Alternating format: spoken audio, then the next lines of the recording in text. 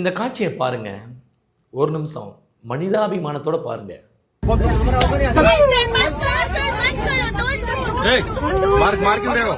मारा क्यों आपने? अरे उसको बोलोगे ना, आप मारा क्यों उसको?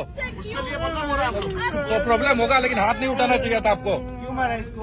हाथ क्यों उठाया? உண்மையிலேயே இந்த வீடியோ பார்த்தோன்னா பயங்கரமான எனக்கு ஒரு அதாவது எப்படி சொல்லணும்னா கோபம் தாங்க வருது. அதாவது ஒரு விமானத்தில் பயணம் செய்கிறாங்க, மும்பை டு கல்கத்தா. அங்கே வந்து ஒரு ஆளுக்கு உடம்பு சரியில்லை. அதை வந்து அந்த விமான பணிப்பெண்கள் வந்து அவரை கூட்டிகிட்டு போகிறாங்க, ஏதாவது ஃபஸ்ட் எய்டு கொடுக்கறதுக்காக, அதாவது முதலுதவி பண்ணுறதுக்காக. அதை வந்து அதே விமானத்தில் பயணம் செய்கிற ஒரு பயணி அவருடைய கன்னத்தில் அரைஞ்சிட்டாருங்க. உடனே வந்து பதட்டத்தில் வந்து ஏற்கனவே உடம்பு சரியில்லாமல் இருக்காம இவன் அடித்த உடனே அந்த பதட்டத்தில் வந்து பார்த்திங்கன்னா ஹார்ட் அட்டாக் வந்துருச்சுங்க. பதட்டத்தில் ஒரு ஹார்ட் அட்டாக் வந்துருச்சு. மற்ற பயணிகள் எல்லாம் இவனை கேட்குறேன், நீ எதுக்கு கையை நீட்டுற அப்படின்னு சொல்லிட்டு. நான் தெரியாமல் தான் கேட்குறேன். ஒரு பயணம் செய்கிறோம், ஒரு பஸ்லேயோ ட்ரெயின்லேயோ இல்லை ஃப்ளைட்லேயோ. அந்த ஃப்ளைட்டில் நம்மளுடைய தாயோ தங்கையோ இல்லை குழந்தையோ உடம்பு சரியில்லாமல் போச்சுன்னா நம்ம எப்படி பதறுவோம்? உடனே உன் தாய் வந்து உன் தாயோ ஒரு அக்காவோ தங்கச்சியோ உன் பொண்டாட்டியோ உன் பிள்ளைக்கு உடம்பு சரியில்லை, உடனே கன்னத்தில் அரைஞ்சிருவியா?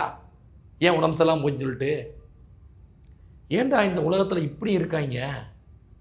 இது உண்மையிலேயே வந்து ரொம்ப கஷ்டமாக இருக்குங்க. இந்த வீணாக போனவனுக்கு வந்து வாழ்நாள் தடை பண்ணியிருக்காங்களாம். அதாவது இண்டிகோ விமானத்தில் ஃபுல்லாக இவன் வாழ்நாள் ஃபுல்லாக போக முடியாதான். அவன் போனா என்ன போட்டா என்ன? மனிதாபிமானம் எப்படி செத்துக்கிட்டு இருக்கு. ஆனால் வடநாட்டுக்காரங்க அதற்கு நம்ம தமிழ்நாட்டில் பிறந்ததுக்கு எவ்வளவோ பெருமையாக இருக்குது.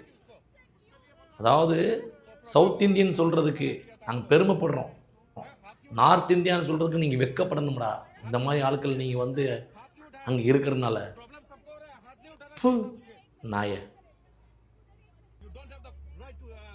நீங்கள் இதுக்கு என்ன சொல்லிட்டு கீழே உங்களுடைய கருத்தை தெரிவிச்சுட்டு போங்க.